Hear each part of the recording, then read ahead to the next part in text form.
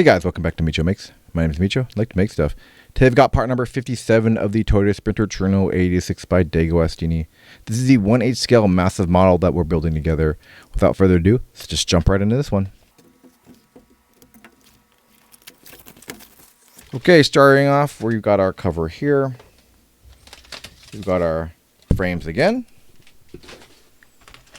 And we've got our part here, and oh, looky look what we have here. Just like last week, we have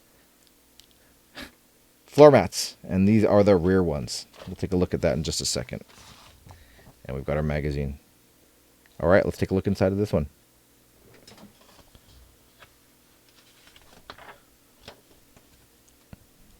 All right, looking at the articles today, it looks like we're talking about the main differences of, they call it kyodai kuruma, so it's basically like sibling cars.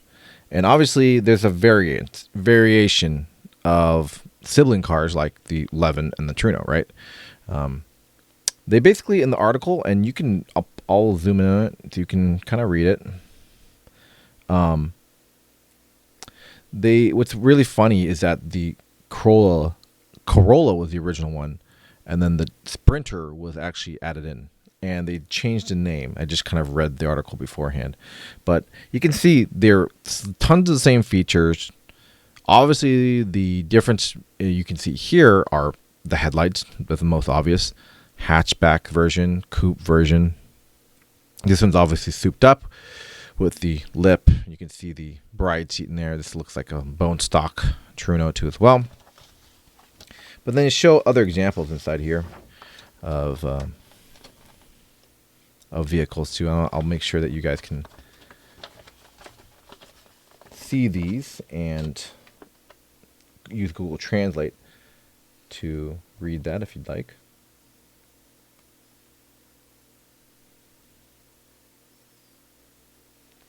Make sure it's in focus. That's the hardest part of this.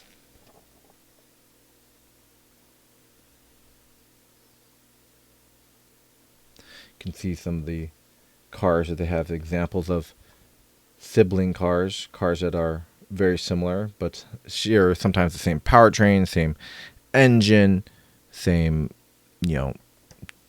almost same look. I mean, if you look at that Corolla 2 and the Tercel, they look very, very similar. And the Corsa 2.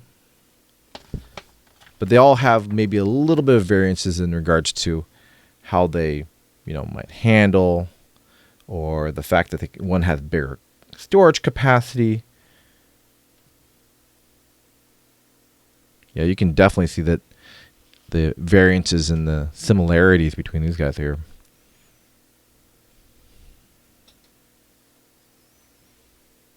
Make sure you guys can see that.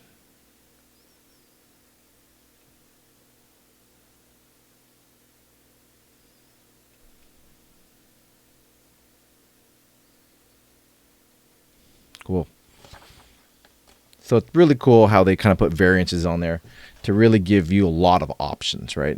So they're not going to change too much in regards to the engine, but they will change body styles to make sure that if you want more storage capacity or you like the different body lines, gives you that option without having to change too much. And then Toyota doesn't have to manufacture as much in regards to, let's say, suspension or engine. They're able to say, okay, cool. If they're going to share, then you're able to really just mass produce bodies then, and then be able to retrofit everything else in.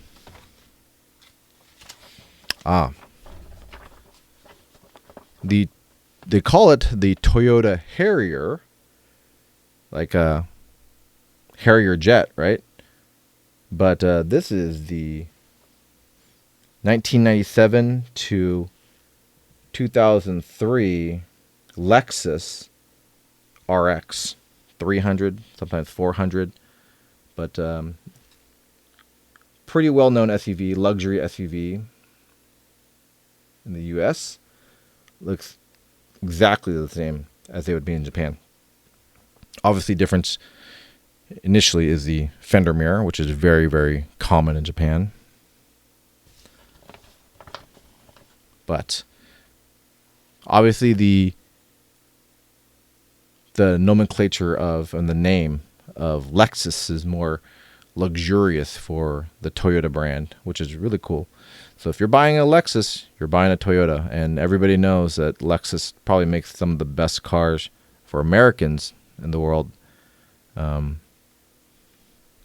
Yeah, pretty common, luxury SUV that a lot of people love.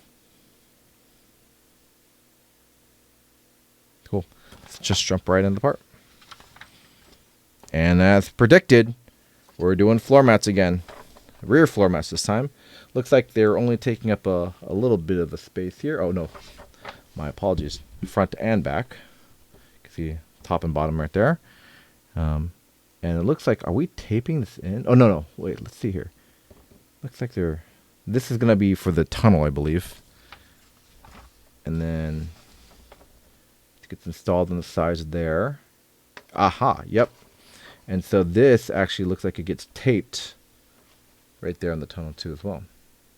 But again, pretty quick part today. So without further ado, let's just jump right in this one.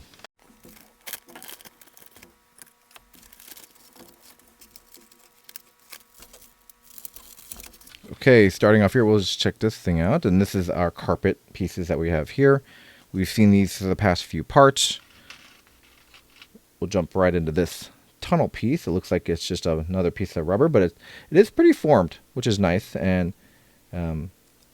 pretty well made, to be honest with you. Let's make sure this is in focus so you can see it.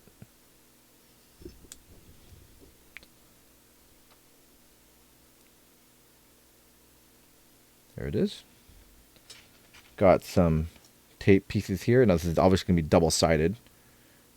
3M it looks like too as well. And our rear floor mats. And they are indicated with the right and left there too as well. Right and left. This is going to be... Is this the quickest part or the other one? I don't know. They're both... We're super quick. But let's just jump right into this one. No, without any delay. Let's go ahead and zoom in and get this started. Put that right there. Okay, so I believe there are... Is there any variances in these? I don't think so. Let's just make sure I get it peeled off correctly. I think they're all the same width. So we're just going to take these and drop them in here as we had been doing previously.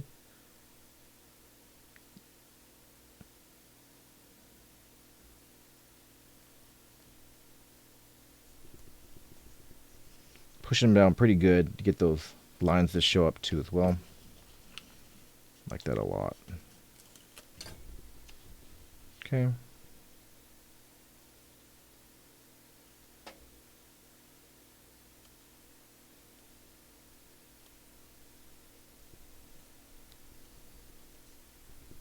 All right, that one. Peeled up two at the same time.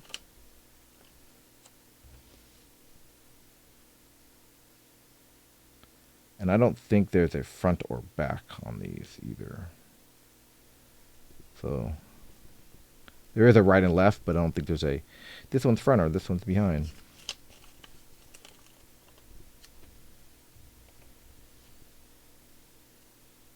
I believe this is probably going to be the last carpet that we're installing, unless the door cards have this. But I believe this is the last one.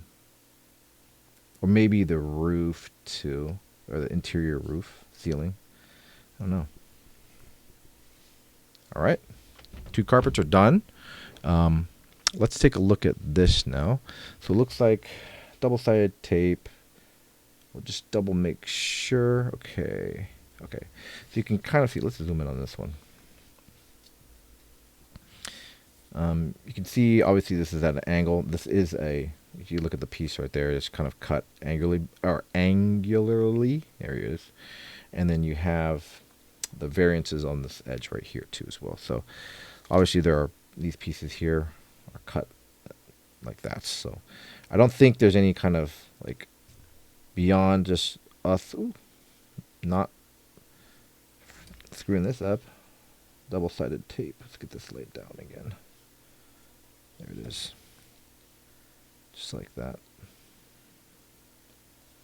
It's laid out like that. This looks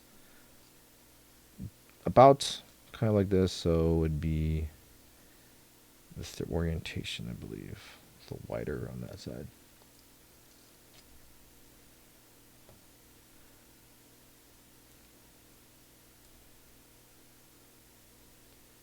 Can I probably move that down a little bit? That's okay. That looks fine.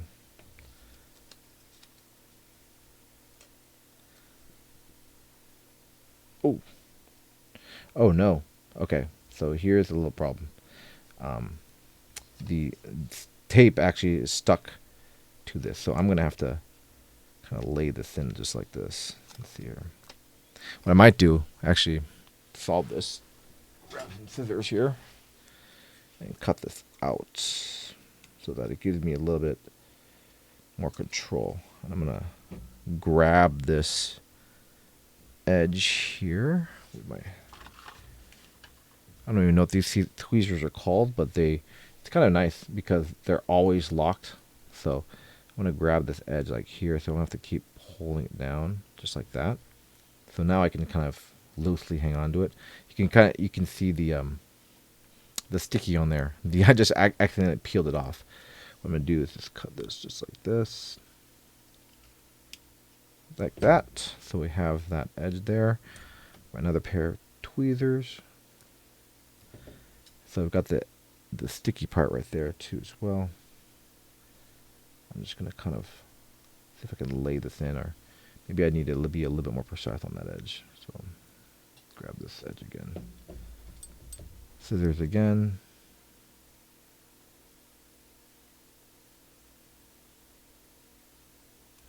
All right, that's much better. Get there. Lay this edge right here. That kind of gave me a little bit more right there. So now when I peel this off, it'll be just like that. Let me stick it on this side. We'll do that right now.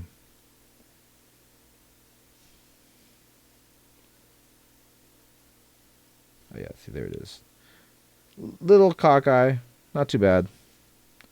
I just cut this off a little bit, or just fold it over. That's fine. Nobody's gonna see it. Cool. All right. We actually have to turn the page here.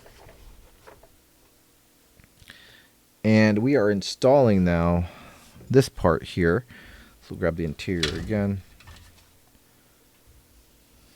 Right here. We'll zoom out so you guys can see that. We're going to grab... Let's doubly make sure that I got this tunnel situated correctly. Let's see here. Okay. Boom, boom, boom. Oh, okay. So this is what I'm looking at. It's like, what orientation do I have? So you see how this is kind of angled right here.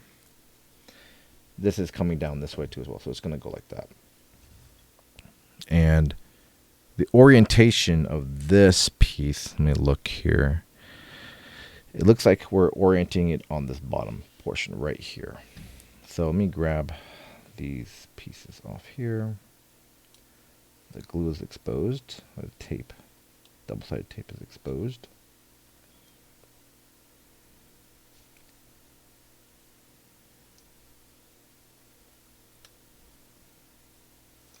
Okay, so again, this tunnel is descending this direction, and then we're going to be marking it like that. So, okay, so this bottom edge here, like that.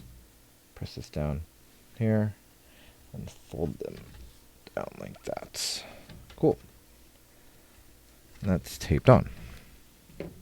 All right, and then last but not least, all we do is we place the carpet right in here. Actually, make sure we're doing the right one. Yep, left, right, yep. here, and right here. And that's our part, literally. This is part 57, right? Of the, I just want to make sure we're at the right one. Yep, part number 57. Whoops. Of the Toyota Sprinter Trueno AE86 by DeAgostini. They're going to be like this. I know that you guys might be disappointed, like, oh, do more, but this is a super simple part, super quick video. We'll see you guys next week. Please like and subscribe. I know, again, this is a really short part, but again, these are the details that really set this model apart than a lot of other ones. And I think that's a really cool detail, that these rear floor mats actually get installed and they're going to be able to be seen. If you haven't, please, again, like and subscribe. Really helps the channel grow. Let's take a look and see what 58 has in store for us. And that's, oh, look at that. You know what that is? Pedals. Clutch, gas, brake. That looks like the gear shifter too, and that looks like the center console, all center console. So we'll be installing the center console here. Next part looks like. So look for that. My name is Micho Makes. Really do appreciate your support in finishing this model. Again, we will see you guys in the next one. So bye for now.